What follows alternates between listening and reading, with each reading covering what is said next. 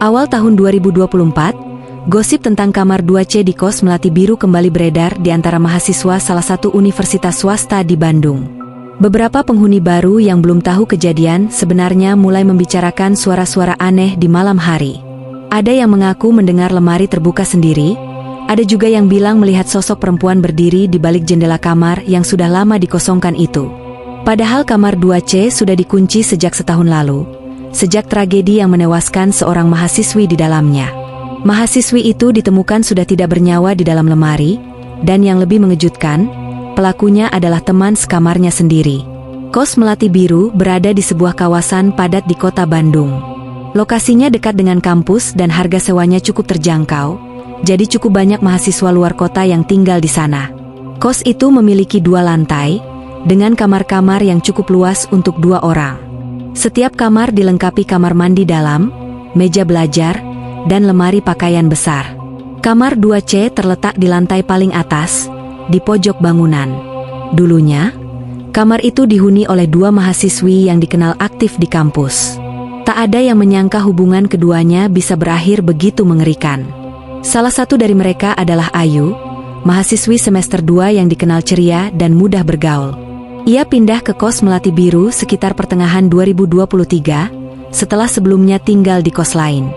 Ayu memilih pindah karena cukup dekat dengan Nisa, kakak tingkat yang dikenalnya lewat UKM Kesenian Daerah.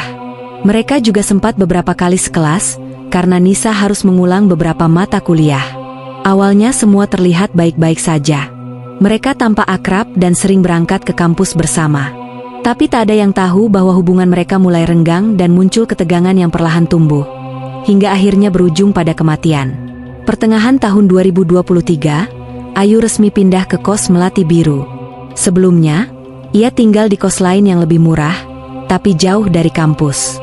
Karena makin akrab dengan Nisa, kakak tingkatnya di UKM Kesenian Daerah, Ayu memutuskan pindah ke kos yang sama, bahkan tinggal sekamar di kamar 2C. Kamar itu cukup luas untuk 2 orang. Ada 2 ranjang single, 2 meja belajar, dan 1 lemari besar yang dibagi 2. Kamar mandinya bersih, dan jendela menghadap ke jalan kecil di samping kos. Awalnya, Ayu merasa senang. Nisa kelihatan tenang dan dewasa. Walau agak pendiam, Nisa selalu menjawab dengan sopan kalau diajak bicara. Mereka saling bantu membereskan kamar, kadang masak bareng, bahkan berangkat ke kampus bersama kalau jadwalnya cocok.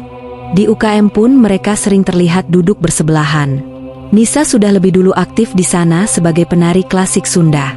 Ayu masih belajar gerakan dasar, tapi ia cepat menyesuaikan diri. Ia ceria, banyak bicara, dan cepat akrab dengan senior maupun anggota baru lainnya. "Enak ya, kamu gampang akrab sama siapa aja," kata Nisa suatu malam saat mereka beres-beres kostum latihan.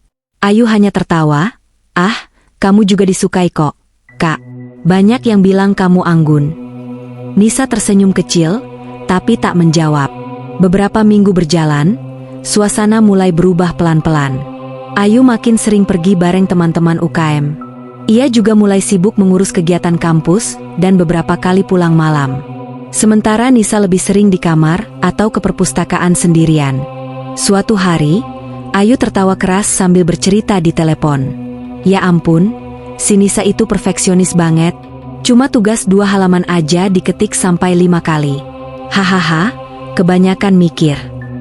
Nisa yang baru pulang dari kampus mendengar langsung kalimat itu sebelum Ayu menutup telepon.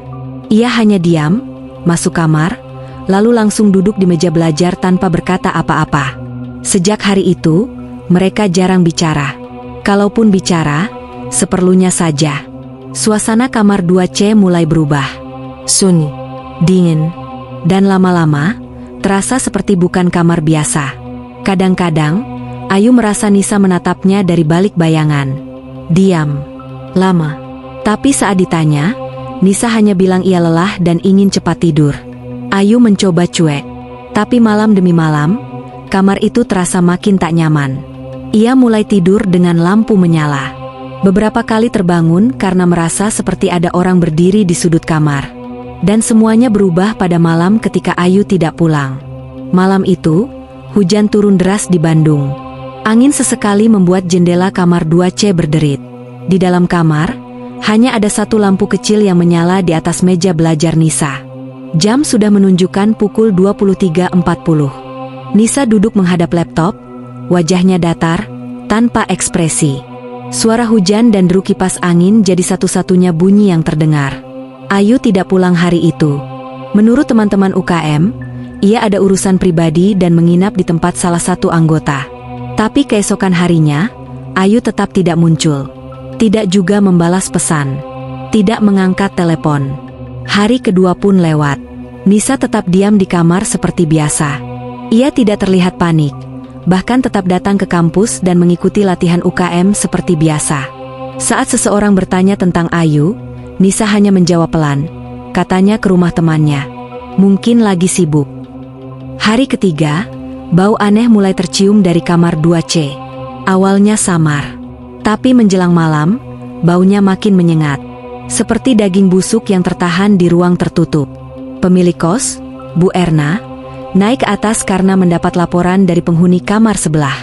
Ia mengetuk pintu kamar 2C, tapi tidak ada jawaban.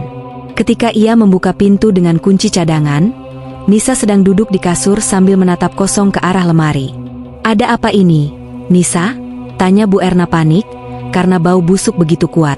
Nisa tidak menjawab. Ia hanya menatap lurus ke arah lemari kayu besar di sudut kamar. Bu Erna mendekat, menutup hidungnya. Dengan tangan gemetar, ia membuka lemari itu, dan langsung mundur sambil menjerit histeris. Tubuh Ayu tergencet di dalam lemari, tubuhnya membiru dan sudah mulai membusuk. Di lehernya terlihat bekas jeratan tali. Matanya setengah terbuka. Mulutnya membeku seperti ingin berteriak. Polisi datang malam itu juga. Kos Melati Biru langsung dikosongkan sementara. Semua penghuni kamar atas dipindah. Kamar 2C disegel dan tidak pernah digunakan lagi sejak saat itu.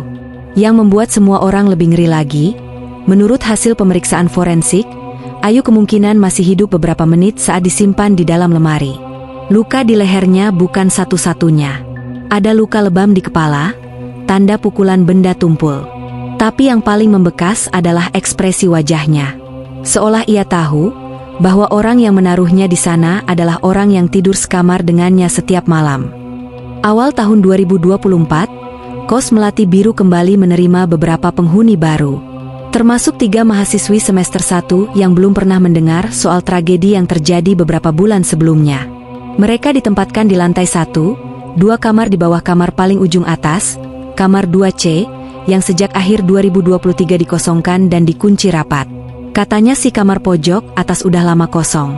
Soalnya bocor, kata salah satu dari mereka, Vira, saat sedang menjemur pakaian. Padahal kenyataannya, kamar 2C sengaja tidak disewakan lagi sejak ditemukan jasad seorang mahasiswi di dalam lemarinya. Kasusnya sempat ramai dibicarakan di kampus, tapi pihak kos memilih tidak mengungkit lagi demi menjaga reputasi. Beberapa malam pertama berjalan biasa. Sampai akhirnya, salah satu penghuni kamar 1C bernama Dita mulai mengeluh soal suara aneh dari atas. Aneh, Fir. Kos ini cuma 2 lantai, kan? Tapi kok kayak ada yang jalan bolak-balik di atas kamarku. Langkahnya berat, terus kadang berhenti pas di atas ranjang. Vira mencoba bercanda, mungkin kamu kebanyakan nonton film horor. Tapi Dita tidak tertawa. Kalau suara kucing, ya kecil. Ini tuh, kayak orang lagi nyeret barang. Tak hanya Dita, penghuni kamar sebelah pun mengaku beberapa kali mendengar suara lemari digeser.